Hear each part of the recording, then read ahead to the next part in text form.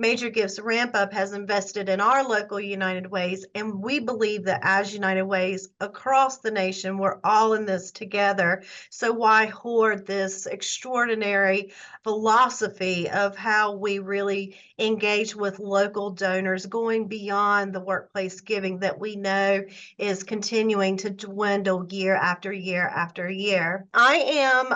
I would say a newer United Way person. I actually came from the nonprofit agency side of applying for United Way dollars. So I came at this role with that sort of voice and lens.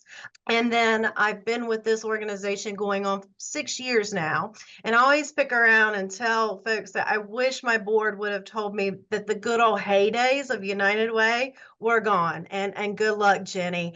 Let's see how you can thrive in managing decline, because that's honestly what it felt like there at first. And so what brought us to Major Gifts Ramp Up, I have to give credit to our fearless philanthropy director for thinking outside of the box. It was ironic. I had a random mishap with some board members and some drama going on there, and all of a sudden this email comes through, and it's from Jimmy LaRose, and it's like, do not trust your board members to do your fundraising, and said other bullets that just in that very moment for me spoke to me. And I thought, okay, I'm intrigued.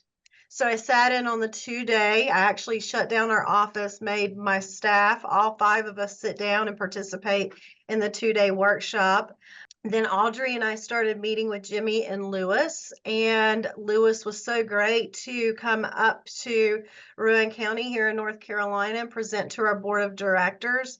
And we're so lucky at our United Way because several of our board members that sit on our Economic Development Commission board had already gone through this forward-thinking process. So they were already like, let's do this. We recognize the model is not thriving anymore. Let's see what we can do. But then we also had some board members that thought, well, Jenny, we could just go and hire you another development person. That would take up that budget expense, and they would be local, and you can develop that person. So that was one way we thought about it. But what really resonated for our board was, if anything, they were going to be able to invest in the current staff and leadership that we have here at Rowan County United Way, which was myself and our philanthropy director. And that in itself was worth every penny that we made into this investment. So I was very grateful for the board to be very forward thinking.